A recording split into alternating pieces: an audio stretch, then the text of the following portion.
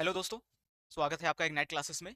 आज हम class 11th JAC board के लिए केमिस्ट्री के मोस्ट इंपोर्टेंट पीवाईक्यूज और मोस्ट प्रोबेबल क्वेश्चंस करने वाले हैं। आइए शुरू करते हैं। हमारा पहला क्वेश्चन है molar mass of NH3।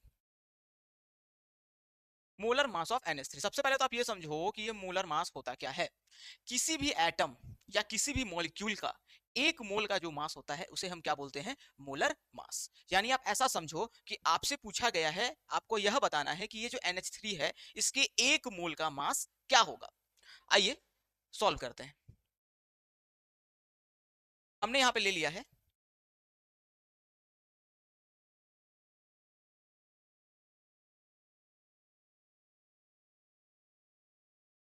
NH3। हमारे पास NH3 है। NH3 में जरा आप देखो, हमारे पास नाइट्रोजन है और हाइड्रोजन है। नाइट्रोजन का जो एटॉमिक मास होता है वह होता है 14, और हाइड्रोजन का जो एटॉमिक मास होता है वो होता है 1। 14 क्या? 14 AMU, 1 AM। अब जरा यहाँ पे ध्यान से देखो, हमारे पास यहाँ 3 हाइड्रोजन है। कितने हाइड्रोजन है? 3। तो हमें 3 हाइड्रोजन का एटॉमिक मास निकालना होगा ना, तो आप क्या कर दो, इनटू जो आता है हमारा 3 AMU। अब आप जब इन दोनों को ऐड करोगे, 14 AMU प्लस 3 AMU, तो आपको क्या मिल जाएगा? आपको मिल जाएगा 17 AMU। ये जो 17 AMU आप देख रहे हो, ये जो 17 AMU आप देख रहे हो, ये किसका मास है भाई? यह एक NH3 मॉलिक्यूल का मास है। ये एक NH3 मॉलिक्यूल का मास है। हमसे पूछा गया है 1 मोल NH3 के मॉलिक्यूल्स का मास, जिसे हम मोलर मास कहते हैं। तो आप क्या करोगे? आप इस AMU को रिप्लेस करोगे किससे? ग्राम से। और आप यहाँ लिखोगे 17, जो कि आ जाएगा 17 ग्राम पर मोल। यानी कि 1 ग्राम, माफ करना, 1 मोल NH3 का जो मास होगा वो कितना होगा? 17 ग्राम होगा। तो हमारा सही आंसर क्या हो गया? 17 ग्राम पर मोल हो गया। इसके लिए आपको एटॉमिक मास बहुत अच्छे से याद होना चाहिए था एलिमेंट्स का। चलिए नेक्स्ट क्वेश्चन करते हैं। हमारा नेक्स्ट क्वेश्चन है what is the mass of 4 moles of hydrogen gas. Hydrogen gas के 4 मोल्स का मास क्या होगा? तो ध्यान से देखेंगे, हाइड्रोजन गैस को हम कैसे लिखते हैं? हाइड्रोजन गैस को हम ऐसे लिखते हैं H2 गैस। इसका जो मास होगा वो क्या होगा? एक हाइड्रोजन का मास होता है 1 ग्राम। यहाँ पे आपको 2 हाइड्रोजन दिख रहे हैं, तो ये आ जाएगा हमारा 2 ग्राम। ठीक है, ये जो 2 ग्राम आया है ये किसका मास है? 1 मोल हाइड्रोजन गैस का मास है। किसका मास है? 1 मोल हाइड्रोजन गैस का ये मास है। हमें किसके बारे में पूछा गया है? हमसे 4 मोल के लिए पूछा गया है। ठीक है, तो आइए इसको सॉल्व करते हैं। ध्यान से देखेंगे।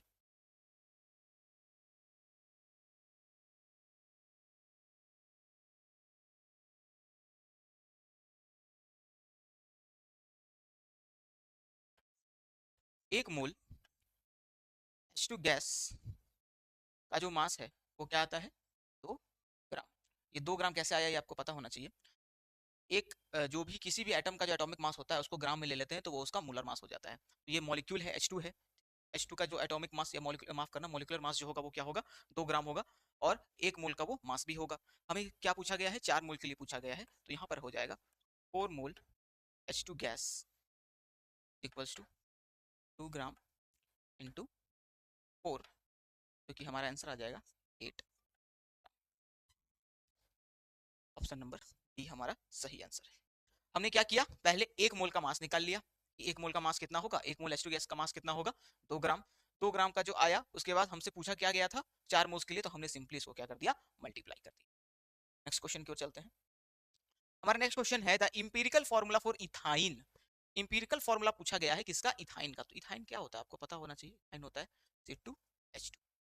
ठीक है, यह इथाइन होता है हमारा। पूछा गया है कि इंपीरिकल फॉर्मूला बताइए इथाइन का। तो भाई मेरे, इंपीरिकल फॉर्मूला क्या होता है? Empirical formula smallest whole number ratio होता है एक मॉलिक्यूल्स में जितने भी एटम्स मौजूद होते हैं उसका। Empirical formula smallest whole number होता है जितने भी एलिमेंट एटम्स मौजूद हैं हमारे एक मॉलिक्यूल में। तो C2H2 में जरा आप ध्यान से देखो, C2H2 में 2 कार्बन है, 2 हाइड्रोजन है, तो आप इनका क्या करो? इनका रेशियो ले लो 2/2। आप इसको ऐसे लिख सकते हो 2:2, जो कि हमारा क्या आ जाएगा? 1:1। अब ये जो 1:1 आया है, इसको आप क्या करोगे फॉर्मूले में, इसकी जगह पर इस 2 की जगह पे और इस 2 की जगह पे क्या करोगे, लिख दोगे। जो सिंपल रेशियो आया है उसको हम वहां पे सिंपली पुट कर देते हैं इंपीरिकल फॉर्मूला में, जितने भी एटम्स रहे, जितने भी एक मॉलिक्यूल।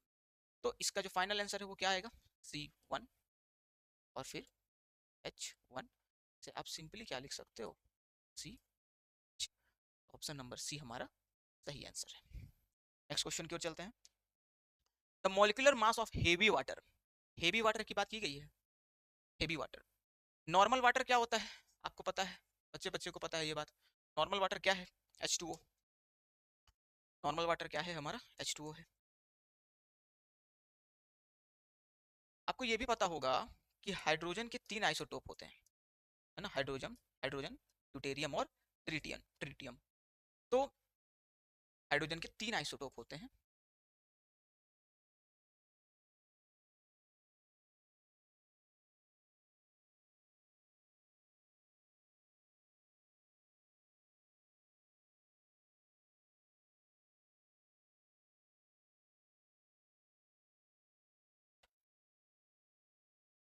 हमें इस H2O से मतलब नहीं है फिलहाल, हमें मतलब है हेवी वाटर से। तो हाइड्रोजन के 3 आइसोटोप होते हैं, हाइड्रोजन, हाइड्रोजन, ड्यूटेरियम और ट्रिटियम।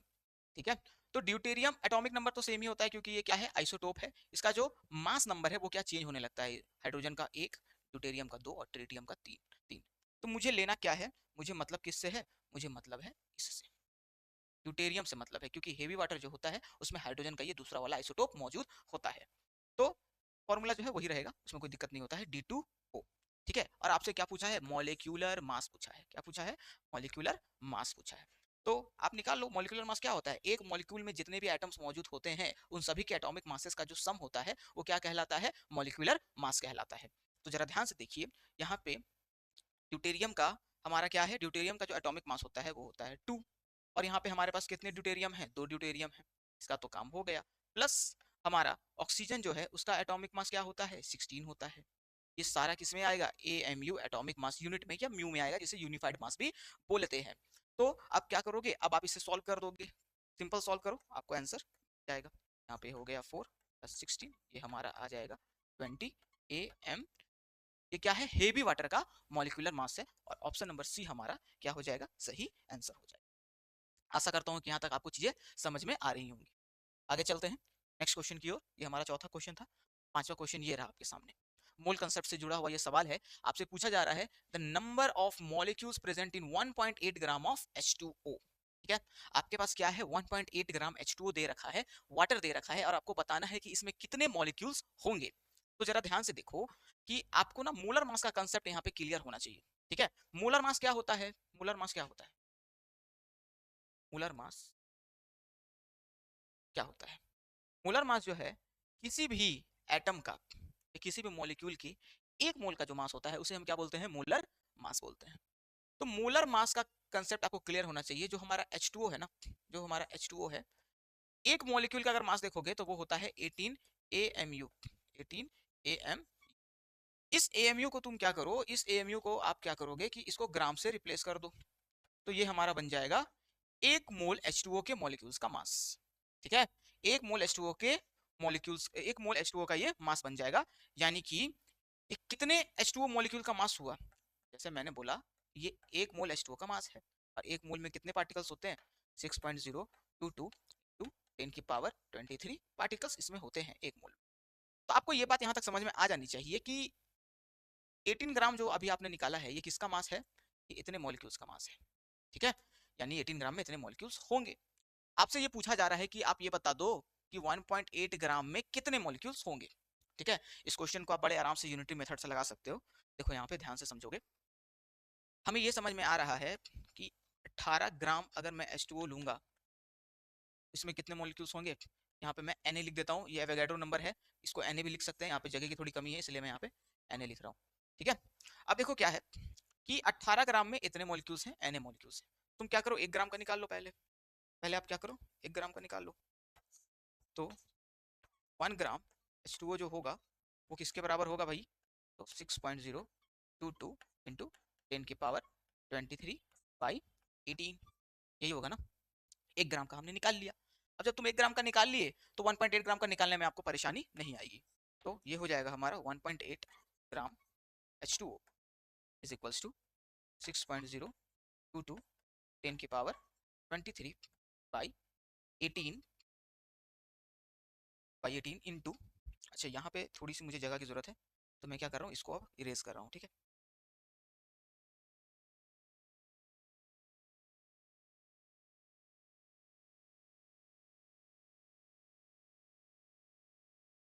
यहाँ पे हो जाएगा इंटू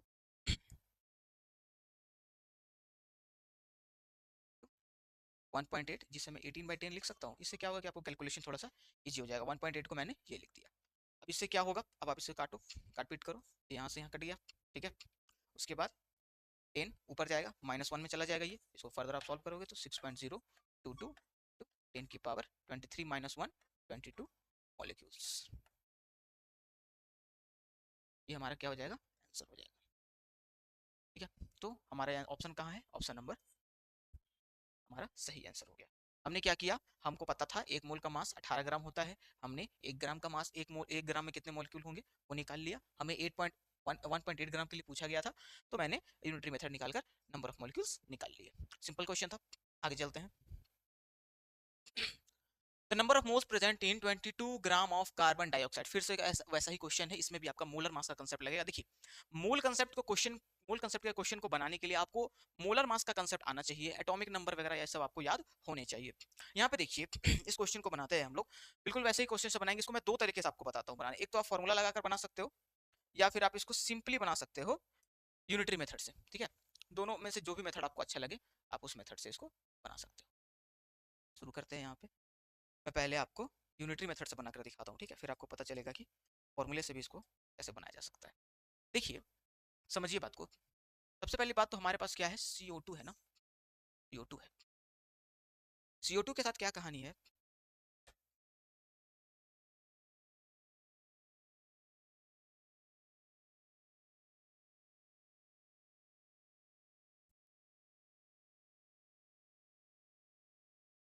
CO2 के साथ क्या है, CO2 का अगर आप मोलर मास निकालोगे तो कितना आ जाएगा।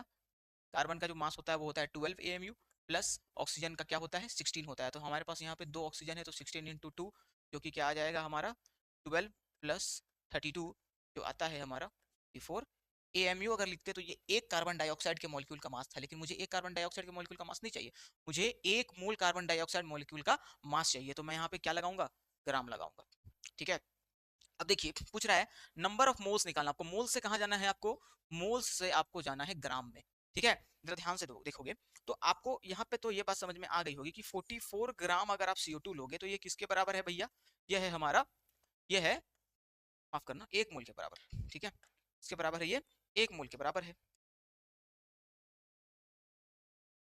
ये, 1 मोल के बराबर है, ठीक है। 44 ग्राम CO2 जो है हमारा 1 मोल के बराबर है। तो आप क्या करो, वही मेथड लगाओ। 1 ग्राम CO2 हमारा किसके बराबर हो जाएगा, 1/4 मोल के बराबर हो जाएगा। अभी इसको आप यहाँ पे सॉल्व मत करने लगना, इसको हम लोग आगे सॉल्व करेंगे, ये कट जाता है। फिर यहाँ पे क्या आएगा, हमसे पूछा गया है 22 ग्राम CO2 के लिए, तो 22 ग्राम CO2 के लिए क्या हो जाएगा, 1/44 × 22, ठीक है। आप इसे काट पीट करो, ये क्या आ जाएगा, सॉल्व करो, ये 2 बार में चला जाएगा, 1/2 आएगा।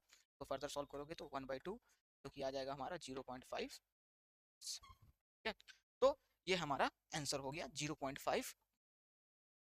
जरा देखते हैं कि क्या हम इसको फॉर्मूले से भी बना सकते हैं। तो बिल्कुल बना सकते हो, कोई दिक्कत वाली बात नहीं है। मूल का जो फॉर्मूला होता है वो क्या होता है, n से दिखाते हैं, ठीक है। ये हमारा सेकंड मेथड है, सेकंड मेथड है जो जिसमें कि आप डायरेक्टली फॉर्मूला लगा सकते हो, वो हमारा फर्स्ट मेथड था। n क्या होता है, गिवन मास, n क्या होता है हमारा, given mass by molar mass, ठीक है। n हमको चाहिए, गिवन मास कितना दिया हुआ है 22, मोलर मास क्या होता है 54, ये आ जाएगा 1/, इधर आ जाएगा 0.5 हमारा। तो आपको जो भी मेथड अच्छा लगे लगा सकते हो, फॉर्मूला लगाना है फॉर्मूला लगा लो, आपको कॉन्सेप्ट लगाना है, यूनिटरी मेथड लगाना है, ये लगा लो। हालांकि फॉर्मूला भी जो है वो कैसे आता है वो आपको दिख रहा होगा, ठीक है। आगे चलते हैं नेक्स्ट क्वेश्चन की ओर। Calculate the total number of electrons, protons and neutrons in Br, Br मतलब ब्रोमीन, ठीक है। हमारे पास क्या है, ब्रोमीन है, ब्रोमीन।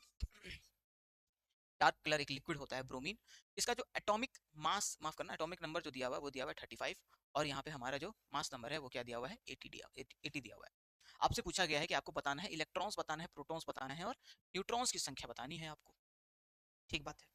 अब देखो क्या है कि किसी भी एटम का जो एटॉमिक नंबर होता है Z, वो क्या होता है नंबर ऑफ प्रोटॉन्स। क्या होता है नंबर ऑफ प्रोटॉन्स। ठीक है। अब Br को जरा ध्यान से देखो, क्या Br के ऊपर किसी भी प्रकार का चार्ज है, कोई भी चार्ज है पॉजिटिव या नेगेटिव? नहीं है। Br क्या है, एक न्यूट्रल एटम है। तो एक न्यूट्रल एटम में, एक न्यूट्रल एटम में जो नंबर ऑफ प्रोटॉन्स होते हैं ना, यानी कि एटॉमिक नंबर, जो नंबर ऑफ प्रोटॉन्स होते हैं यानी कि एटॉमिक नंबर, वही नंबर ऑफ इलेक्ट्रॉन्स होते हैं। ठीक है। तो सबसे पहली बात तो अगर नंबर ऑफ प्रोटॉन्स की बात की जाए तो वो तो 35 आ जाएगा। ठीक है, 35 हमारा क्या आ गया, नंबर ऑफ प्रोटॉन्स आ गया। अगर नंबर ऑफ इलेक्ट्रॉन्स की बात की जाए तो, क्योंकि ये न्यूट्रल एटम है, तो नंबर ऑफ इलेक्ट्रॉन्स वही होंगे जो नंबर ऑफ प्रोटॉन्स होंगे, यानी कि 35। ठीक है, तो हमें दो चीजों का तो जवाब मिल गया है। इलेक्ट्रॉन हमारे पास कितने आ गए हैं 35 आ गए हैं, प्रोटॉन हमारे पास कितने आ गए हैं 35 आ गए हैं। हमें क्या निकालना है, न्यूट्रॉन्स निकालना है। न्यूट्रॉन्स के लिए आपको मास नंबर वाला कंसेप्ट लगाना पड़ेगा। ठीक है, न्यूट्रॉन के लिए क्या होता है, मास नंबर क्या होता है, मास नंबर क्या होता है,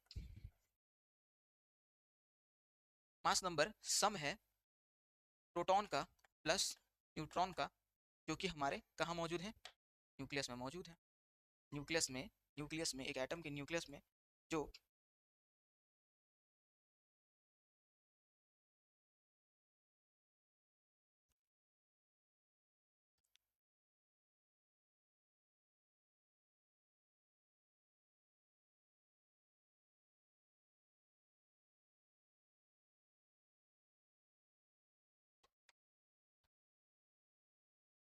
मास नंबर क्या होता है, number of proton plus number of neutron जो कि एटम के न्यूक्लियस में मौजूद होते हैं। ठीक है, मास नंबर आपको इसने दे रखा है कितना, 80। 80 आप यहाँ ले लो। फिर यहाँ पे नंबर ऑफ प्रोटॉन्स हमारा क्या है 35, प्लस नंबर ऑफ न्यूट्रॉन्स आपको क्या करने हैं, निकालने हैं। तो हमारा नंबर ऑफ न्यूट्रॉन्स जो हो जाएगा, क्या हो जाएगा 80 माइनस 35 आ जाएगा हमारा 5, और 7 माइनस 3 45। तो हमारा आंसर कितना आ रहा है, जरा देख लीजिए, 35, 35 और 45, ये हमारा आंसर होना चाहिए। कौन सा ऑप्शन में ये मौजूद है, 35, 35 और 45 हमारे ऑप्शन नंबर बी में मौजूद है। तो बी हमारा क्या हो जाएगा, सही आंसर हो जाएगा। आगे चलते हैं। कैथोड रेज और फ्लो ऑफ कैथोड रेज पढ़े होंगे आप एटॉमिक स्ट्रक्चर के इस चैप्टर में कि कैथोड रेज क्या होते हैं, वो इलेक्ट्रॉन्स होते हैं। ठीक है, ये बस आप याद रखो कि कैथोड रेज क्या है, इलेक्ट्रॉन्स है, और एनोड रेज क्या थे, प्रोटॉन्स थे, जब हमने कैथोड रेज के अंदर क्या लिया था, हाइड्रोजन लिया था। तो कैथोड रेज क्या होते हैं, इलेक्ट्रॉन्स होते हैं। आगे चलते हैं। ये सिंपल क्वेश्चन था, ये बस आपको याद रखना है। कैथोड रेज क्या थे, तो भैया इलेक्ट्रॉन थे। एनोड रेज क्या थे, तो प्रोटॉन थे। कैथोड रे ट्यूब जो एक्सपेरिमेंट हमने किया था। According to the Bohr theory the angular momentum of an electron in the fourth orbit is, Bohr की जो थ्योरी थी उसने क्या बोला था, बोर की थ्योरी ने ये बोला था कि एक एटम के अंदर इलेक्ट्रॉन सिर्फ वहीं पाए जाएंगे, उन्हीं ऑर्बिट्स में पाए जाएंगे या उन्हीं एनर्जी लेवल्स में पाए जाएंगे जहां पर कि इलेक्ट्रॉन का एंगुलर मोमेंटम क्या होगा, इलेक्ट्रॉन का जो एंगुलर मोमेंटम है वो क्या होगा, NH/2 पाई। एक एटम के अंदर इलेक्ट्रॉन्स जो हैं बोर मॉडल के हिसाब से वही पाए जाएंगे जहां पर कि एंगुलर मोमेंटम क्या होगा, NH/2 पाई। तो आप यहाँ पे देखो, यहाँ पे n क्या है हमारा, n क्या है, n हमारा नंबर ऑफ ऑर्बिट है, n हमारा क्या है, नंबर ऑफ ऑर्बिट है। ठीक है, तो n क्या हो जाएगा, यहाँ पे पूछा गया है हमसे angular momentum of electron in the fourth orbit, चौथे ऑर्बिट की बात की गई है। ठीक है, चौथे ऑर्बिट की बात की गई है, तो n को क्या ले लो, 4 ले लो। ठीक है, h प्लैंक्स कांस्टेंट बाई 2 पाई, ये यहाँ से क्या आ गया, 2 बार में हमारा आंसर क्या आ गया, 2h/पाई। तो 2h/पाई हमारा option number C is the correct option. आगे चलते हैं। The electronic configuration of O2 minus, oxygen ion की बात हुई है, किसकी बात हुई है, ऑक्सीजन आयन की बात हुई है, ऑक्सीजन आयन की बात हुई है। अगर सिर्फ ऑक्सीजन रहता हमारा, क्या रहता, सिर्फ ऑक्सीजन रहता, तो ऑक्सीजन का एटॉमिक नंबर क्या होता है, 16 होता है। अगर आप इसका इलेक्ट्रॉनिक कन्फिग्रेशन करोगे तो क्या आएगा, 1s2 2s2 2p6, कितने इलेक्ट्रॉन्स हो गए, 6, 2 8 और 2 10, हमें 6 इलेक्ट्रॉन को ऑर्बिट करना है, 1s2 2s2 2p6 3s2 और 3p4, यही होगा। ये कब होता, जब हम सिर्फ और सिर्फ एक ऑक्सीजन एटम की बात कर रहे होते। लेकिन यहाँ पे आप देखो ऑक्सीजन के ऊपर क्या है, O2 माइनस, दो चार्ज है इसके ऊपर। ऑक्सीजन के ऊपर क्या है, दो चार्ज है, यानी कि अब क्या होगा, अब क्या होगा, O2 माइनस में जो इलेक्ट्रॉन की संख्या है, इलेक्ट्रॉन का जो नंबर है वो 16 नहीं रह गया, अब वो क्या हो गया है, इसमें +2 ऐड हो गया है, जो कि होगा अब हमारा 18। तो टोटल नंबर ऑफ इलेक्ट्रॉन्स क्या हो गए, 18 हो गए। टोटल नंबर ऑफ इलेक्ट्रॉन्स क्या हो गए, 18 हो गए।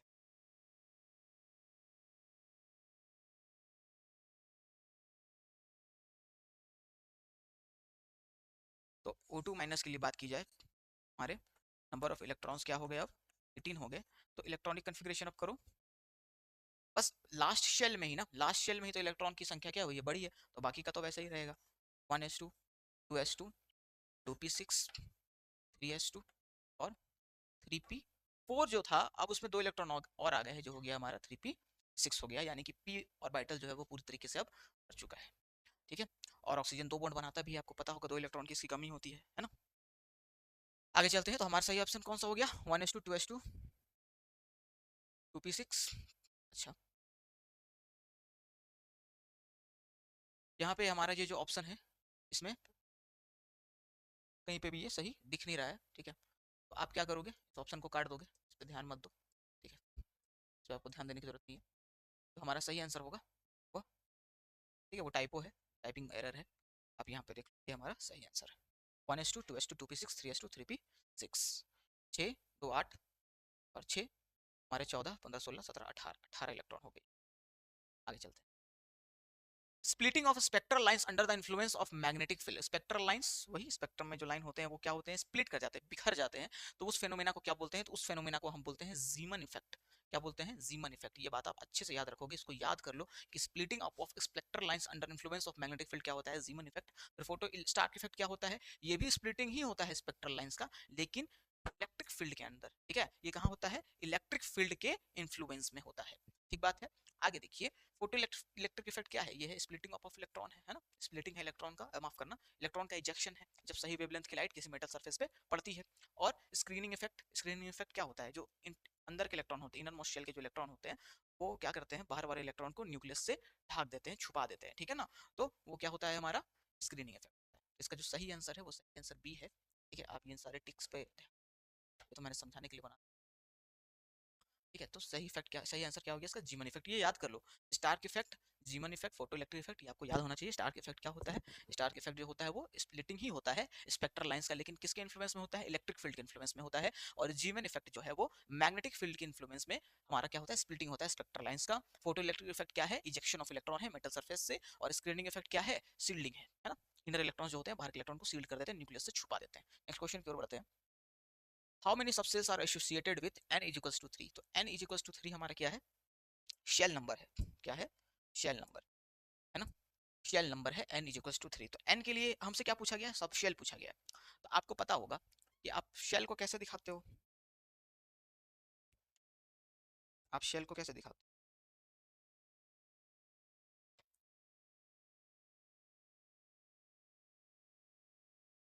शेल को आप दिखाते हो इससे, n से। सब शेल को आप दिखाते हो इससे, l से। और ऑर्बिटल को आप दिखाते हो इससे, m से। ठीक है, शेल के अंदर सब शेल के अंदर ऑर्बिटल होते हैं। तो आपसे पूछा गया है कि सबशेल कितना होगा, अगर आपको n की वैल्यू क्या दे रखी है, 3 दे रखी है, यानी कि जो तीसरा शेल है, यानी कि जो तीसरा शेल है उसमें कितने सबशेल होंगे। तो जो l का वैल्यू होता है, l की जो वैल्यू होती है वो कहां से कहां तक लाई करती है, l की वैल्यू 0 से n-1 तक लाई करती है, यानी n जितना होगा उससे एक कम होगा। तो यहाँ पे आप निकाल लो, for n is equals to 3, अगर आप n को 3 मानते हो, l का वैल्यू क्या हो जाएगा, l का वैल्यू 0 हो जाएगा और 1 हो जाएगा और 2 हो जाएगा। ठीक है, यानी कि तीन इंटाइटीज मिले ना आपको, तीन इंटाइटीज मिले, यानी कि एल की वैल्यू जितनी होगी, जितनी इंटाइटीज, एक दो तीन, तीन इंटाइटीज आपको मिली, तीन टर्म्स आपको मिले हैं, एल की वैल्यू जितनी होगी उतने ही आपके क्या हो जाएंगे, सबशेल हो जाएंगे। तो सही आंसर क्या हो गया हमारा, कितने सबशेल हो गए यहाँ पे, 3 सबशेल हो गए। ठीक है, अब 0 के लिए क्या होता है, एस सबशेल, 1 के लिए पी सबशेल और के लिए डी सबशेल। सही आंसर क्या है, 3। तो ऑप्शन नंबर सी हमारा सही जवाब है। आगे चलते हैं नेक्स्ट क्वेश्चन की ओर। नेक्स्ट क्वेश्चन को जरा देखो, the magnetic quantum number specifies, magnetic quantum number n, m क्या बताता है, साइज ऑफ ऑर्बिटल तो n बताता है, शेप ऑफ ऑर्बिटल हमारा l बताता है, l का जो भी वैल्यू रहा है, जैसे s, अगर l की वैल्यू 0 आती है तो वो क्या होता है, s ऑर्बिटल हो गया हमारा, है ना, स्फेरिकल शेप का। अगर 1 आता है तो वो p हो गया, p का शेप कैसा होता है, डंबल होता है ना। तो m जो है, m क्या बताता है, ओरिएंटेशन बताता है, x एक्सिस में है, y एक्सिस में है या z एक्सिस में है हमारा ऑर्बिटल। न्यूक्लियर स्टेबिलिटी कुछ नहीं है, उस पर भी ध्यान मत दो, ये हमारा क्या है, ओरिएंटेशन को बताता है, कौन, m, है ना। मैग्नेटिक क्वांटम नंबर m किस चीज को बताता है, ओरिएंटेशन को बताता है कि किस एक्सिस में हमारा इलेक्ट्रॉन है, माफ करना, ऑर्बिटल है, ओरिएंटेड है, झुका हुआ है। नेक्स्ट क्वेश्चन की ओर चलते हैं। ये सारी चीजें आपको याद होनी चाहिए, सीधे सीधे क्वेश्चन है, एग्जाम्स में डायरेक्टली पूछा जाता है ये। Property whose values depend upon the, thermodynamics का ये सवाल है, ठीक है। पूछ रहा है ए प्रॉपर्टी, एक ऐसी प्रॉपर्टी जिसकी वैल्यू डिपेंड करती है क्वांटिटी और साइज ऑफ मैटर पे। किस पे डिपेंड करती है, क्वांटिटी या मैटर के साइज पर डिपेंड करती है, वो क्या कहलाती है, वो क्या कहलाती है,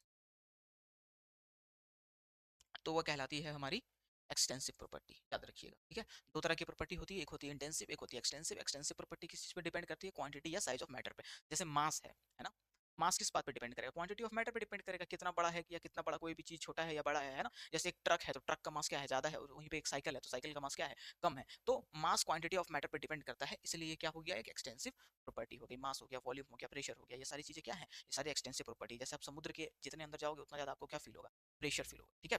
आगे चलते हैं। तो ये हमारा एक्सटेंसिव प्रॉपर्टी और इंटेंसिव प्रॉपर्टी का कंसेप्ट था, जो कि आपने थर्मोडायनामिक्स में पढ़ा होगा। आगे चलते हैं, ऑक्सीडाइजिंग एजेंट। ऑक्सीडाइजिंग एजेंट किसे बोलते हैं, ठीक है। जैसे एक होता है LIC एजेंट। LIC एजेंट क्या करता है, वो आपके घर आता है, आपको परसुएड करता है कि हाँ भाई आप क्या करो, एक पॉलिसी ले लो, है ना। यानी वो आपको परसुएड करता है कि आप पैसे निकाल कर मुझे दो। उसी प्रकार से क्या होता है, हमारा ऑक्सीडाइजिंग एजेंट होता है। और ऑक्सीडेशन होता है क्या है, ऑक्सीडेशन क्या होता है, लॉस ऑफ इलेक्ट्रॉन होता है। तो जो ऑक्सीडेशन करवाता है ना, ऑक्सीडेशन करवाता है यानी इलेक्ट्रॉन का लॉस करवाता है, और इलेक्ट्रॉन का लॉस उसने करवाया है, तो वो इलेक्ट्रॉन जो लॉस हुआ है वो कौन ले लेगा, वो खुद ही ले लेगा, ठीक है। तो वो इलेक्ट्रॉन का एक्सेप्टर हो गया, है ना। तो जो ऑक्सीडेशन करवा रहा है, और ऑक्सीडेशन कैसे करवा रहा है, इलेक्ट्रॉन को एक्सेप्ट करके करवा रहा है, वो क्या कहलाता है, हमारा ऑक्सीडाइजिंग एजेंट, और वो होता है एक्सेप्टर ऑफ इलेक्ट्रॉन। ये बात आप याद रखोगे, ठीक है। नेक्स्ट क्वेश्चन में चलते हैं।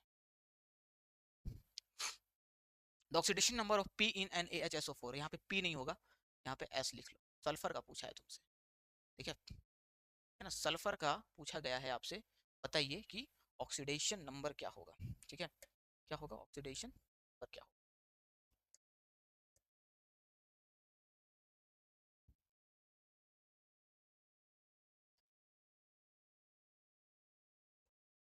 ठीक है, सल्फर का ऑक्सीडेशन नंबर पूछा गया है आपसे, NaHSO4, और ये NaH2 नहीं होगा, होगा हमारा,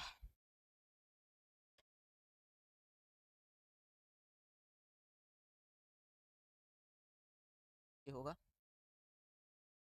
sulphur in NaHSO4, sodium by sulphate या सोडियम हाइड्रोजन सल्फेट, ठीक है। सल्फर का NaHSO4 में क्या निकाल लो, आपको क्या बताना है, आपको बताना है ऑक्सीडेशन नंबर, ठीक है। देखो यहाँ पे ऑक्सीडेशन नंबर क्या होता है, एक प्रॉपर्टी है ऑक्सीडेशन नंबर में, एक रूल था कि जितने एक मॉलिक्यूल में जितने भी एटम्स मौजूद हैं, उनके ऑक्सीडेशन नंबर का जो सम होगा वो किसके बराबर होगा, मॉलिक्यूल के ऊपर जितने भी चार्ज होंगे, ठीक है। तो यहाँ पे मॉलिक्यूल के ऊपर तो आपको चार्ज दिख नहीं रहा है ना, जीरो है ना ये। तो आप क्या करो कि बनाओ इसको, देखो अच्छा, नाइट्रो, ये जो यहाँ पे सोडियम आपको दिख रहा है, सोडियम का ऑक्सीडेशन नंबर कितना होता है, सोडियम का ऑक्सीडेशन नंबर कितना होता है, तो सोडियम का ऑक्सीडेशन नंबर होता है +1, ये आपको याद होना चाहिए, ठीक है। ग्रुप 1 के एलिमेंट्स का ऑक्सीडेशन नंबर +1 होता है। हाइड्रोजन का क्या हो जाएगा, वो भी +1 ही हो जाएगा। हाइड्रोजन का ऑक्सीडेशन नंबर जो होता है आमतौर पे +1 ही होता है, केवल जब ये मेटल्स के साथ जुड़ा हुआ होता है तो ये ऑक्सीडेशन नंबर कितना लेता है, -1 लेता है।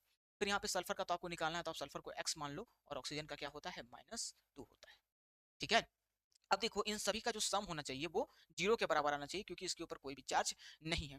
तो ध्यान देंगे, +1 प्लस, और यहाँ पे क्या है, +1, है ना, ये सोडियम का, ये हाइड्रोजन का, प्लस X, सल्फर का तो हमें निकालना ही है, प्लस ऑक्सीजन का होता है -2, और हमारे पास कितने ऑक्सीजन है भाई, तो हमारे पास 4 ऑक्सीजन है, और इनका जो सम होना चाहिए वो क्या होना चाहिए, 0 होना चाहिए, क्योंकि इसके ऊपर कोई भी चार्ज नहीं है, इसलिए यहाँ पे हमने क्या लिया है, 0 लिया है, ठीक है। आगे देखो, आगे क्या है, अब इसको जोड़ो, 1 1 प्लस X-8, जो हमारा क्या आ जाएगा, 0 आ जाएगा, और ये आएगा हमारा X-6, X का वैल्यू क्या आ गया हमारा, +6। ऑक्सीडेशन नंबर कितना निकल रहा है, +6 निकल रहा है, किसका, हमारा सल्फर का, किस में, NaHSO4 यानी कि सोडियम बाई सल्फेट में, ठीक है। आगे देखिए, ये हमारा क्या हो गया, option number D is the correct answer. Oxidation number क्या बताता है कि कितने इलेक्ट्रॉन किसी भी एटम से एक मॉलिक्यूल में पास जाएंगे या दूर जाएंगे। ठीक है, आगे चलते हैं। यहाँ तक की बात सही है। तो oxidation number of chlorine in ClO3 minus, देखिए ये क्या लिखा हुआ है, ये लिखा हुआ है हमारा Cl लिखा हुआ है। ठीक है, देखिए यहाँ पे आप जीरो नहीं लोगे, यहाँ पे ClO3 के ऊपर कितना चार्ज है, -1 चार्ज है। ठीक है, तो आपको जो इक्वेट करना है, इक्वेशन बनाना है, उसमें आप जीरो नहीं रखोगे, उसमें आप क्या रखोगे, उसमें आप -1 रखोगे। चलिए बनाते हैं इसको, सॉल्व करते हैं। यहाँ पे हमारा क्या है, ClO3 है। ठीक है, क्लोरीन और ऑक्सीजन। आपका आपसे किसके बारे में पूछा गया, क्लोरीन के बारे में पूछा गया है ना, क्लोरीन का निकालना है, तो जिसका निकालना है उसको आप क्या मानोगे, x मानोगे। ठीक है, और ऑक्सीजन का क्या होता है, -2 होता है। सॉल्व करो, तो x प्लस -2 इंटू 3। ठीक है, क्या है, टू 3 है। और ये किसके बराबर होना चाहिए, -1 के बराबर होना चाहिए, क्योंकि इसके ऊपर जितना चार्ज होगा उसी के बराबर हमारा आना चाहिए टोटल ऑक्सीडेशन नंबर का सम। तो यहाँ पे आप लोगे x, और फिर ये क्या आ गया, प्लस माइनस 3 जा 6 क्या हो गया, माइनस हो गया है ना, और यहाँ पे हमारा -1 है।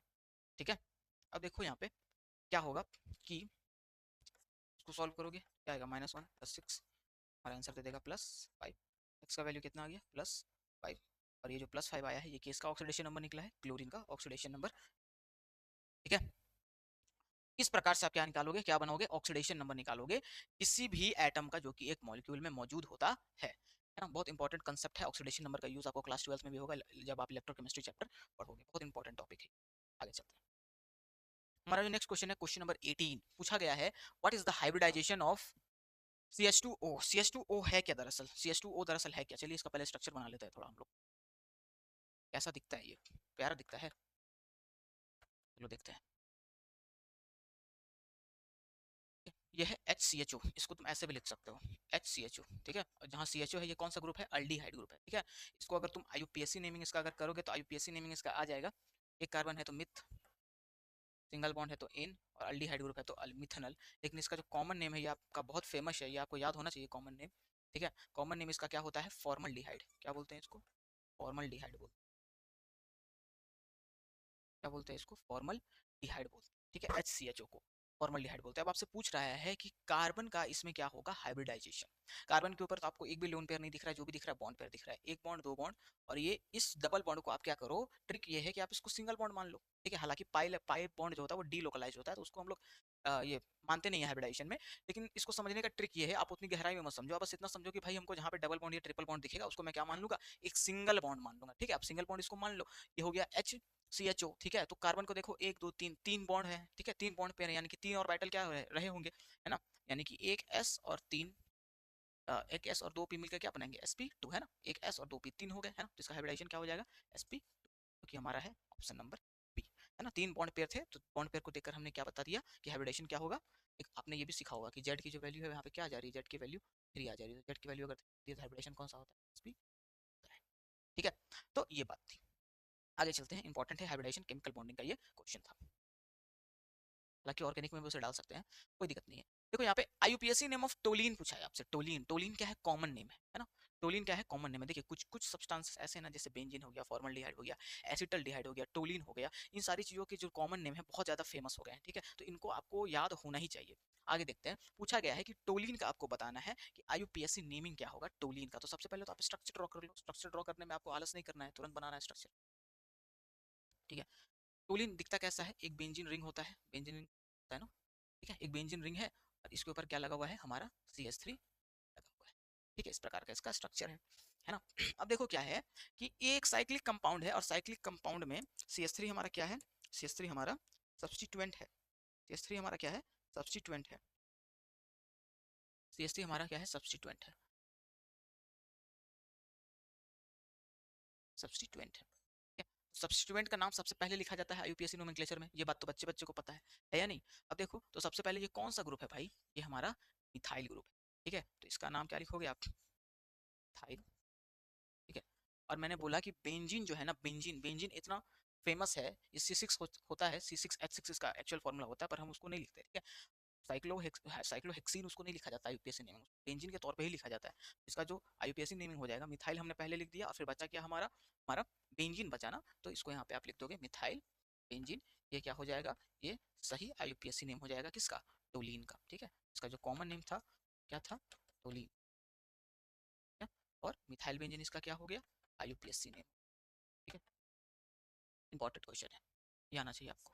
ऑप्शन नंबर ए हमारा क्या हो गया, सही जवाब हो गया। नेक्स्ट क्वेश्चन की ओर चलते हैं हमारा। उम्मीद है यहाँ तक आपको चीज़ समझ में आ रही होंगी। ये सारे इंपॉर्टेंट क्वेश्चन है, एग्जाम में आपके आएंगे ही आएंगे, ठीक है ना, इसलिए बहुत ध्यान से इन क्वेश्चन को प्रिपेयर करो। अगर आप इन क्वेश्चन को अभी तक अच्छे से कर ले जा रहे हो तो मैं समझता हूँ कि आपकी तैयारी ठीक ठाक है, अच्छी तैयारी है आपकी। ठीक है, अब आपसे पूछा गया है IUPAC नेम से एक और सवाल है, CH3C CH3OH CH2, ये क्या दे रखा है बवाल भाई। चलो इसको हम लोग क्या करते हैं, पहले खोल देते हैं, पूरी तरह से तैयार कर देते हैं। ठीक है, चलो देखो स्ट्रक्चर बनाओ, स्ट्रक्चर बनाने में आलस नहीं करना है। एग्जाम में भी आप क्या करोगे, आपको समझ में नहीं आएगा, स्ट्रक्चर बना लोगे। इस कार्बन पे देखो, इसी कार्बन पे CH3 भी है और इसी कार्बन पे हमारा OH यानी कि अल्कोहल ग्रुप भी लगा हुआ है। हो सकता है आपको एग्जाम में इस प्रकार का स्ट्रक्चर भी दे दे, आपको बनाना ना पड़े, लेकिन स्ट्रक्चर बनाने भी आपको आना चाहिए। फिर आगे चलो, यहाँ तक हमने बना लिया, यहाँ पे हो CH2 और फिर है यहाँ पे CH3, क्या है CH3। ठीक है, आपसे पूछा गया है कि आपको क्या बताना है, इसका IUPAC नेमिंग बताना है। देखो IUPAC नेमिंग का एक रूल है, ये हमारा क्या है, फंक्शनल ग्रुप है ना, OH हमारा क्या है, फंक्शनल ग्रुप है, और CH3 भी हमारा क्या है, सब्स्टिट्यूएंट है। फंक्शनल ग्रुप कह सकते हैं लेकिन उसको सब्स्टिट्यूएंट के तौर पे रखा जाता है।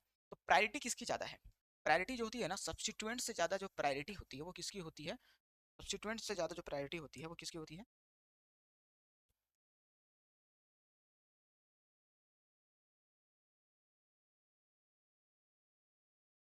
सब्स्टिट्यूएंट से ज्यादा प्रायोरिटी किसकी होती है, फंक्शनल ग्रुप की होती है। किसकी होती है, फंक्शनल ग्रुप की प्रायोरिटी होती है। ठीक है, यानी यानी आप प्रायोरिटी कहने का क्या मतलब है, प्रायोरिटी कहने का मतलब है कि आप नंबरिंग उस तरीके से करोगे जिससे कि फंक्शनल ग्रुप कहाँ आएगा, सबसे पास आएगा। ठीक है, उसको सबसे छोटा नंबर मिलना चाहिए किसको, फंक्शनल ग्रुप को। लेकिन यहाँ पे देखो कि एक ही कार्बन पे हमारा ये भी है ये भी है, तो कोई फर्क पड़ता नहीं है, तुम किधर से करो। हालांकि इधर से करोगे तो 1 2 3 4 पे आएगा, यानी कि तीसरे नंबर पे, तीसरे कार्बन पे आ रहा है ना, मैं कर देता हूँ 1 2 3। ठीक है, अगर तुम ऐसे नंबरिंग करोगे 1 2 3 4, तो तुम देख रहे हो कि तीसरे कार्बन पे हमारा क्या आ रहा है, फंक्शनल ग्रुप आ रहा है। तो आपका ये जो नंबर है ना, ये सबसे छोटा नंबर होना चाहिए। ठीक है, ये जो 3 नंबर है, ये फंक्शनल ग्रुप को सबसे छोटा नंबर मिलना चाहिए। तो आप इधर से नंबरिंग करोगे, नहीं करोगे, क्योंकि नंबरिंग अगर आप इधर से करते हो 1 2 3 और 4, तो यहाँ पे क्या हो रहा है कि कार्बन को दूसरा नंबर मिल रहा है। ठीक है, सेकंड पे ही आ जा रहा है, तो ये वाली नंबरिंग क्या है, सही है, ये वाली नंबरिंग क्या है, सही नहीं है। अब क्या है, IUPAC में कैसे नाम लिखते हैं, सबसे पहले सब्स्टिट्यूएंट का नाम लिखते हैं विथ इट्स पोजीशन, है ना, उसके पोजीशन को भी आप क्या करोगे, सिग्निफाई करोगे, बताओगे।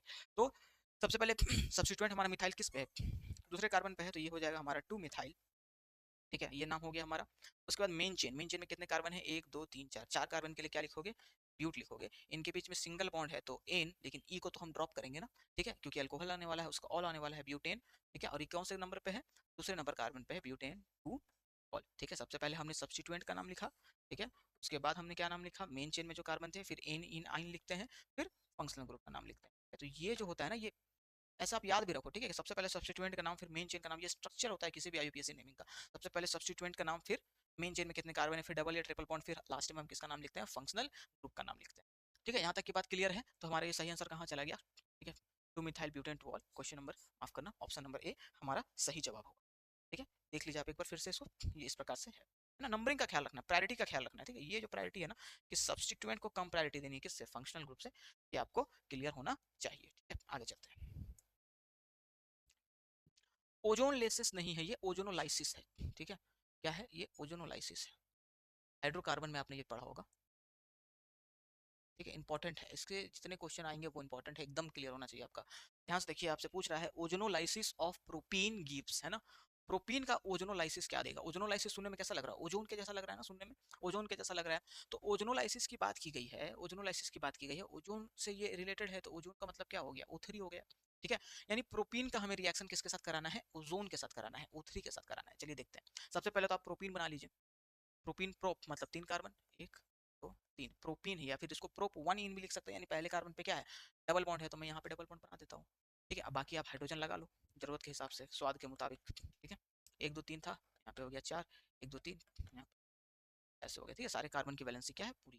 ठीक है, आपसे बोल रहा है कि आप इसका क्या करा दो, ओजोनोलाइसिस करा दो। ठीक है, तो ओजोनोलाइसिस में आपको पता होगा, या नहीं पता है तो पता होना चाहिए, कि 3 ऑक्सीजन जो होते हैं इसमें जाके जुड़ जाते हैं। अब जुड़ेंगे कहाँ, तो जुड़ेंगे वहीं, मतलब आपको इस ऐसे रिएक्शन में आपको मतलब किन कार्बन से रखना है, किन कार्बन के बारे में आपको बात करनी है, आपको उन कार्बन के बारे में बात करनी है, उन कार्बन के साथ ओजोनोलाइसिस का रिएक्शन करवाना है, जो कि क्या है, अनसैचुरेटेड है, यानी कि जिसके पास डबल बॉन्ड है या ट्रिपल बॉन्ड है। तो आप इन दोनों कार्बन को जरा ध्यान से देखो।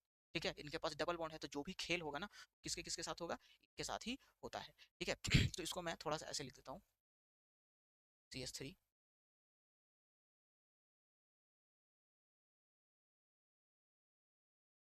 देखोगे जरा ध्यान से, CH3 CH, ठीक है। फिर हमारा क्या है, ये डबल बॉन्ड था, यहाँ पे बनाएंगे पहले डबल बॉन्ड, ठीक है। अब क्या है, अब यहाँ पे जरा देखो होता क्या है, ऑक्सीजन किस प्रकार से जुड़ता है, ठीक है, ऑक्सीजन किस प्रकार से जुड़ता है ओजोनोलाइसिस में, ठीक है। यहाँ पे देखिए, यहाँ पे हमारा आएगा एक ऑक्सीजन, यहाँ पे हमारा दूसरा, ये ऑक्सीजन, ये ऑक्सीजन और ये ऑक्सीजन, ठीक है। क्या होता है ना कि ये जो पाई सिग्मा बॉन्ड और पाई बॉन्ड देख रहे हैं, ये सिग्मा बॉन्ड और पाई बॉन्ड क्या हो जाता है, ब्रेक कर जाता है, टूट जाता है, ठीक है।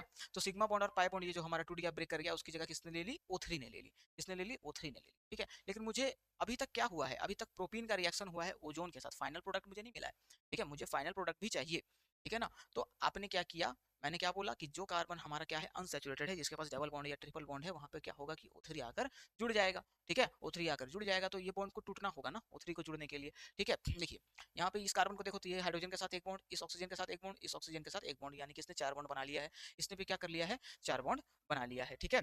तो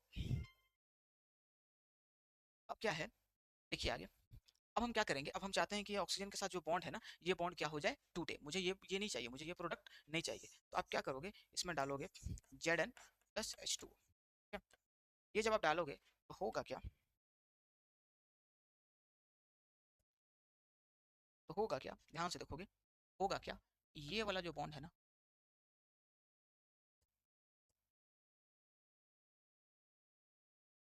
ये वाला जो बॉन्ड है, क्या होगा, टूटेगा, ठीक है। ये बॉन्ड टूट कर क्या हो जाएगा, अलग हो जाएगा, ठीक है। तो ये ऑक्सीजन जो है इससे अलग हो गया, बचा क्या, CH3CHO बचा, हमारे पास क्या बचा, CH3CH प्लस प्लस प्लस क्या बचा देखिए ये बॉन्ड भी यहाँ से क्या हो गया, टूट के अलग हो गया, ये ऑक्सीजन इस ऑक्सीजन से अलग हो गया टूटकर, क्यों, कब हुआ, जब हमने जिंक+H2 इसमें डाला है। आगे देखो बचा क्या है, CH2 चाहे हमारे पास, ठीक, या फिर इसको ऐसे भी लिख सकते हैं HCH।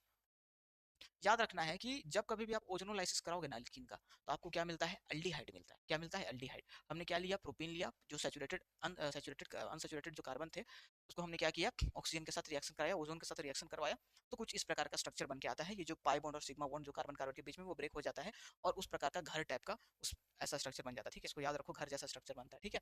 और फिर क्या होता है, फिर आप फर्दर क्या करना चाहते हो, कार्बन और ऑक्सीजन के बीच का जो बॉन्ड है उसको आप तोड़ना चाहते हो, तो उसमें क्या डालोगे, जिंक+H2 डालोगे, तो ये आ जाएगा हमारा क्या क्या बचा हमारे पास, CH3CHO+HCHO, ये हमारा बचा। अब ये है क्या, दो कार्बन है, तो दो कार्बन के लिए क्या होता है, ठीक है, इनके बीच में सिंगल बॉन्ड है तो एन, और यहाँ पे CHO क्या दिख रहा है, अल्डिहाइड ग्रुप दिख रहा है ना, तो ये हो जाएगा अल इथेनॉल, ठीक है, इथेनॉल। और क्या बना है हमारे पास, और क्या बचा है, इथेनॉल के साथ क्या है, HCHO है, क्या है, HCHO, तो HCHO के बारे में मैंने अभी आपको बताया था, ये क्या होता है, मिथेनॉल होता है, जिसका कॉमन नेम क्या होता है, फॉर्मल्डिहाइड, ठीक है। तो ये रिएक्शन बहुत इंपॉर्टेंट है, ओजोनोलाइसिस इसको बोलते हैं। बस आपको इसमें इतना याद रखना है कि जो भी आपको अल्किन दिया हुआ है और जहाँ पे डबल बॉन्ड दिखेगा वहीं पे आपको तोड़ना है, पाई बॉन्ड और सिग्मा बॉन्ड को तोड़ना है, ठीक है। ऑक्सीजन के साथ क्या करना है, तीन ऑक्सीजन है आपके पास, तीन ऑक्सीजन के साथ बॉन्ड फॉर्मेशन इस प्रकार से करना है, ऐसा फॉर्मेशन करना है कि कार्बन की भी क्या है, वैलेंसी पूरी हो गई है, ठीक है, इस कार्बन की भी वैलेंसी पूरी है, इस ऑक्सीजन जितने ऑक्सीजन है इनकी भी वैलेंसी क्या है, पूरी है, क्योंकि ऑक्सीजन को दो बॉन्ड बनाना था, इसने दो बॉन्ड बना लिया, कार्बन को चार बॉन्ड बनाना था, एक हाइड्रोजन के साथ, एक इस ऑक्सीजन के साथ, एक इस ऑक्सीजन के साथ, इसने क्या किया है, बना लिया है। तो फाइनली ये एक स्ट्रक्चर आपको मिला है, मुझे ये फाइनल स्ट्रक्चर नहीं चाहिए, ठीक है, मुझे आगे भी बढ़ना है, तो मैं क्या करूंगा, इसमें जिंक+H2O डाल दूंगा। तो जिंक+H2O डालोगे तो ये बॉन्ड कुछ इस प्रकार से टूटेगा, इस कार्बन और इस ऑक्सीजन के बीच में ये बॉन्ड टूट गया, इस ऑक्सीजन और इस ऑक्सीजन के बीच में बॉन्ड ये टूट गया, ये अपना इस वाले चीज को लेकर अलग हो गया, ये अपना उधर अलग हो गया, बंटवारा हो गया इन लोगों में, ठीक है। तो ये इधर आकर बनता है CH3CHO और इधर बनता है HCHO, ठीक है। तो ये इंपॉर्टेंट है भाई, ठीक है, ये ओजोनोलाइसिस जो है ना ये बहुत इंपॉर्टेंट है, ये एग्जाम में पूछेगा ही, इससे 1 से 2 क्वेश्चन बिल्कुल रहेंगे आपके एग्जाम में, ठीक है। तो बहुत अच्छे से इसको प्रिपेयर करके आप जाइएगा, इस और क्वेश्चन आगे है, करते हैं हम लोग, ठीक है। यहाँ पे फिर से थोड़ी सी स्पेलिंग में मिस्टेक है, ये होता है ओजोनोलाइसिस, लाइसिस, क्या पूछ रहा है, ओजोनोलाइसिस ऑफ इथेन, यहाँ पे इथेन भी नहीं होगा, इन होगा, ठीक है, इथीन, कि हम क्या करते हैं, किसका करते हैं, अल्कीन का करते हैं ना ओजोनोलाइसिस, ठीक है। देखो क्या है कि ओजोनोलाइसिस करना है आपको, किसका, इथीन का करना है, तो फिर से स्ट्रक्चर बनाओ, सबसे पहले तो स्ट्रक्चर ही हम लोग बनाएंगे, ठीक है, स्ट्रक्चर बनाओ, क्या आ जाएगा, इथीन का स्ट्रक्चर कैसा हो जाएगा, इथीन है ना, तो CH कार्बन 4 बॉन्ड बनाता है, दो यहाँ दो H, फिर यहाँ पे क्या हो गया H, ठीक है।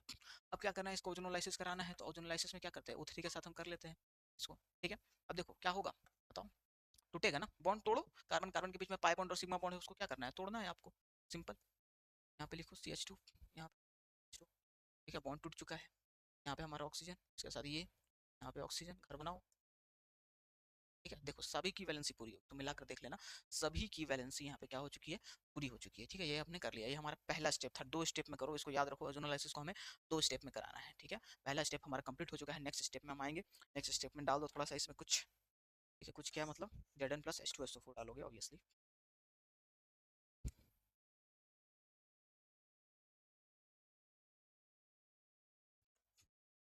डाला,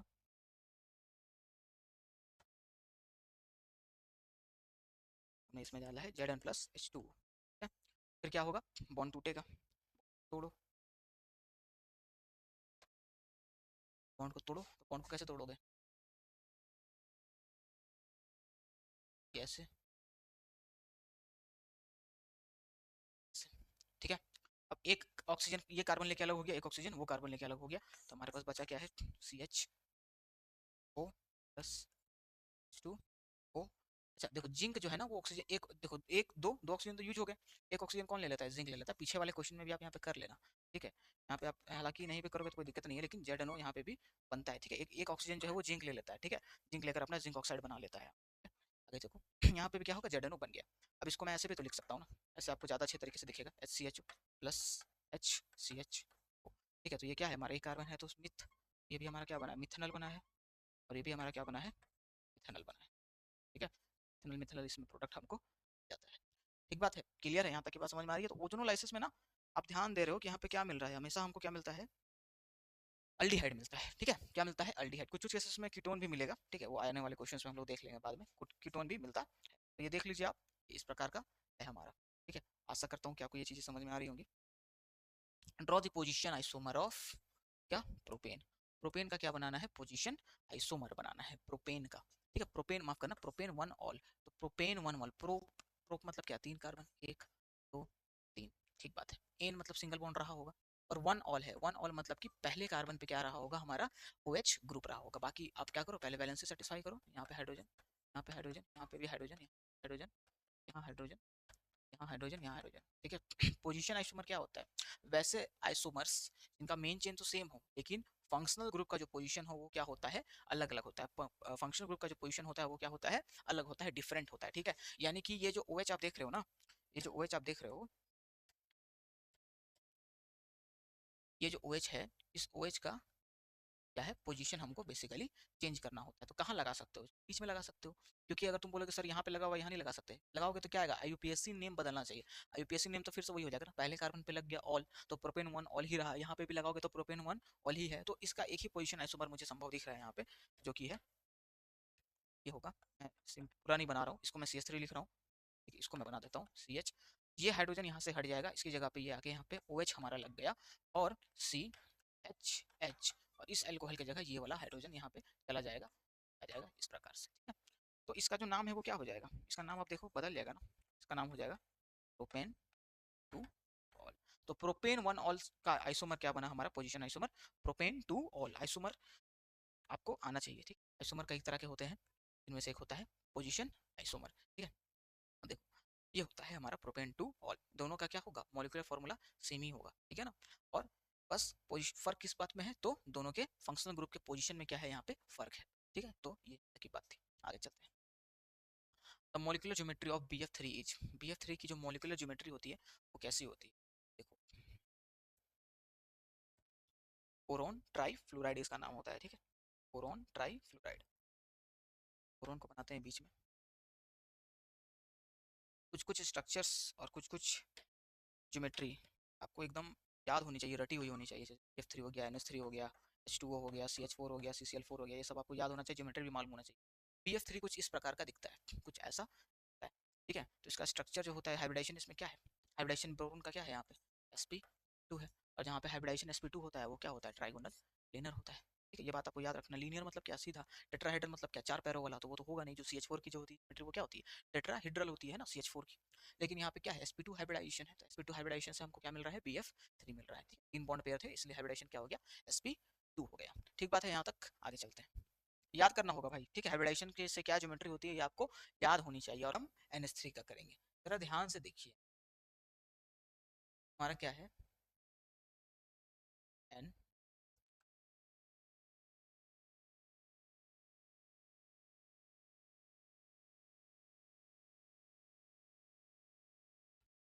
NH3 है हमारा ये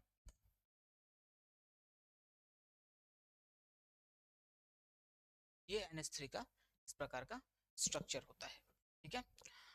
ज्योमेट्री इसकी जो होती है वो पिरामिडल होती है, ठीक है ना। शेप और ज्योमेट्री दोनों अलग चीजें हैं, ये आपको पता होना चाहिए। यहाँ पे ध्यान दीजिए, पूछ रहा है आपसे, पूछा क्या है इसने कि बॉन्ड पेयर बताइए, पेयर, ठीक है, बॉन्ड्स नहीं, बॉन्ड पेयर, ठीक है।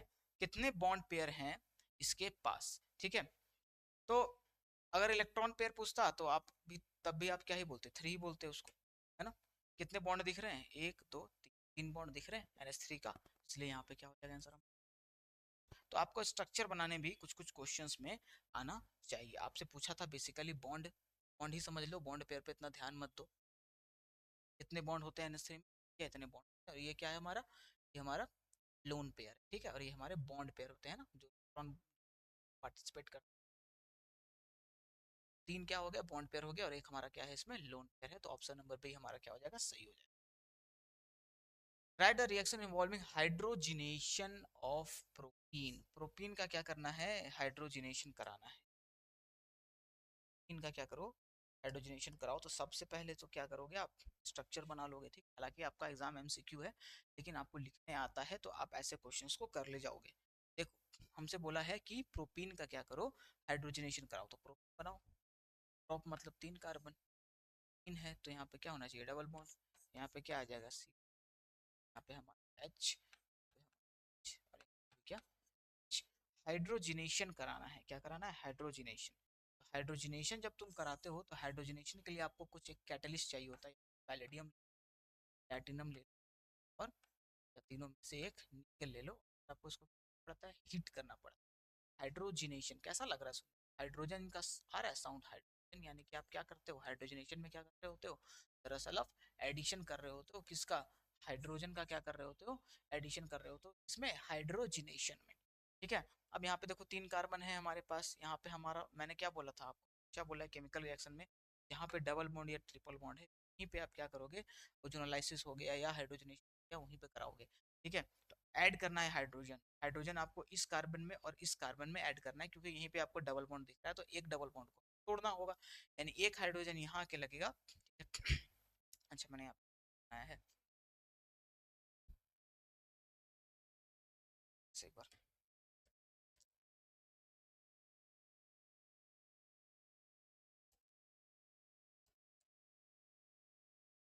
यहाँ पे क्या करना है हमें,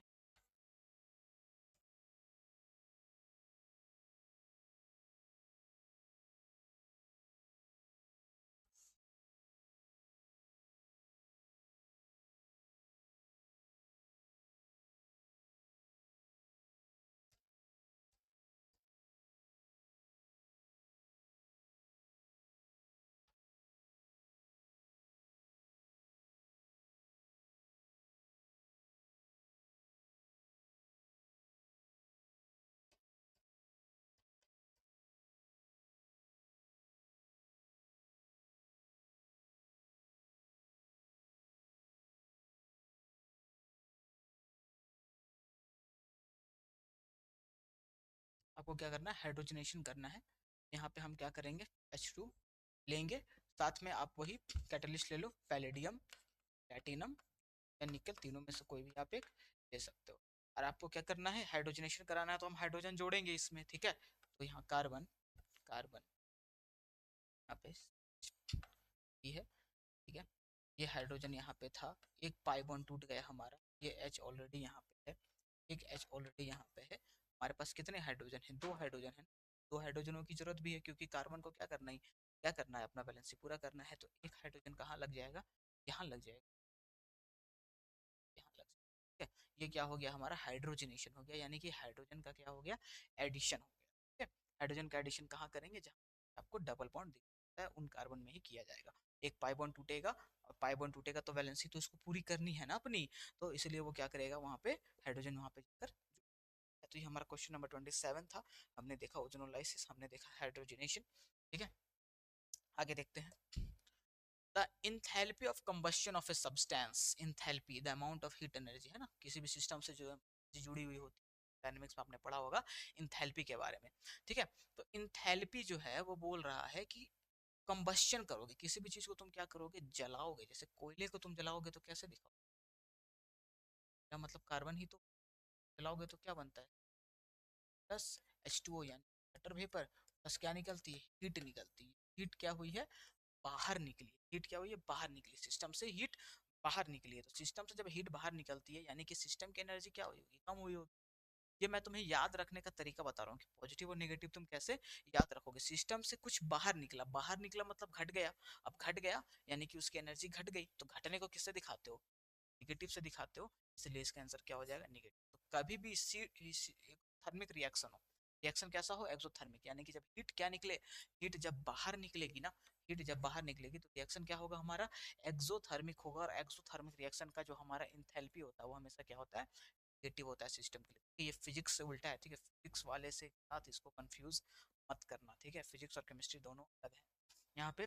ये चीज है ना, कि हम क्या लेते हैं, डेल्टा एच को क्या ले लेते हैं, निगेटिव ले लेते हैं जब एक्सोथर्मिक रिएक्शन होता। आगे चलते हैं, question number 29, the most electronegative element. Electronegativity भी क्या होती है, एक मॉलिक्यूल में किसी भी एटम की जो इलेक्ट्रॉन को अपनी खींचने की, जो शेयर्ड पेयर ऑफ इलेक्ट्रॉन है जो कि कोवेलेंट बॉन्ड से जुड़ा हुआ है, उसको खींचने की जो टेंडेंसी होती है वो टेंडेंसी क्या कहलाती है, इलेक्ट्रोनेगेटिविटी कहलाती है, ठीक है।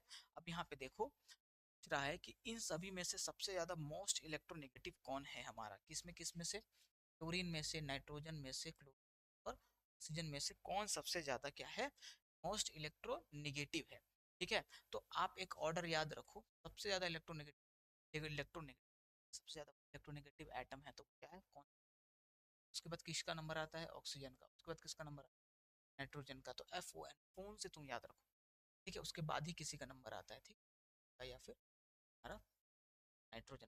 हालांकि नाइट्रोजन लगभग लगभग सेम ही होता है इलेक्ट्रोनेगेटिव, फिलहाल मैंने ऐसे लिखा है। तो आपसे पूछा है मोस्ट इलेक्ट्रोनेगेटिव, तो फ्लोरीन आपको जहां दिखे आपको तो सेकंड थॉट लाना ही नहीं है, और सीधा किस पे टिक करना है, फ्लोरीन टिक करना है। फ्लोरीन दुनिया का सबसे ज्यादा इलेक्ट्रोनेगेटिव एलिमेंट। आगे चलते हैं, और ये हमारा आखिरी क्वेश्चन भी है, ठीक है। इस क्वेश्चन को हम लोग सॉल्व करते हैं और अपनी क्लास को ओवर करते हैं। क्वेश्चन है, the number of sigma and pi bonds in a molecule of benzene. Benzene का जो एक है उसमें सिग्मा और पाई बॉन्ड्स कितने होंगे, चलो देखते हैं यहाँ पे। पहली बात तो स्ट्रक्चर बनाओ, ठीक है। स्ट्रक्चर बनाने में आपको बिल्कुल आलस नहीं, ठीक है। कैसा होता है बेंजीन, ऐसा होता है, बीच में सर्कल देते हैं तो वो क्या होता है, रेजोनेंस हाइब्रिड स्ट्रक्चर होता है, ठीक है। फिलहाल मुझे इससे मतलब है, ठीक है। बोल रहा है कि ये जो बेंजीन है आपके पास, ये जो आपके पास क्या है, बेंजीन है, इसके पास आपसे पूछा गया है कि कितने कितने सिग्मा बॉन्ड है और कितने पाई बॉन्ड है ना। सिग्मा बॉन्ड का मतलब क्या होता है, सिंगल बॉन्ड, और पाई बॉन्ड का मतलब क्या, डबल बॉन्ड, ठीक है। तो अच्छा, pi bond, sigma and pi bonds, ठीक है। सिग्मा बॉन्ड और पाई बॉन्ड, देखो यहाँ पे जहाँ जो कॉर्नर होता है ना, उन्हें जो होते हैं, उन्हें में कार्बन होता है, क्या होता है, कार्बन। अब देखो कार्बन का एक इधर डबल बॉन्ड और एक यहाँ पे जो कार्बन मौजूद है, कार्बन मौजूद है यहाँ पे, एक बॉन्ड, बॉन्ड इसने बनाया ना, यानी कि एक बॉन्ड और ये बनाया होगा जरूर। एक बॉन्ड किस, हाइड्रोजन, क्या लगे हुए होते हैं, हाइड्रोजन, क्योंकि कार्बन को तो चार बॉन्ड हर हाल में बनाना है ना भाई, लगे हुए हाइड्रोजन। अब आपसे तुमसे पूछ रहा है कि कितने सिग्मा बॉन्ड होंगे, कितने पाई बॉन्ड होंगे, यानी कि कितने सिंगल बॉन्ड है और कितने पाई बॉन्ड है। देख लो ये क्या है, कार्बन और हाइड्रोजन के बीच क्या है, सिग, क्या है सिग, क्या है सिग्मा, सिक्स सिग्मा तो आ रहे हैं प्लस, अंदर में देखो ये भी कैसा बॉन्ड है, ये भी कैसा बॉन्ड, सिग्मा, कार्बन कार्बन के बीच, और छः सिग्मा, 12, 12 सिग्मा होते हैं किसके पास, पाई जोड़ो, पाई एक दो तीन, पाई बॉन्ड यहाँ, पाई हो गए, 12 सिग्मा और 3 पाई बॉन्ड, 12 सिग्मा और 3 पाई, यहाँ 12 सिग्मा,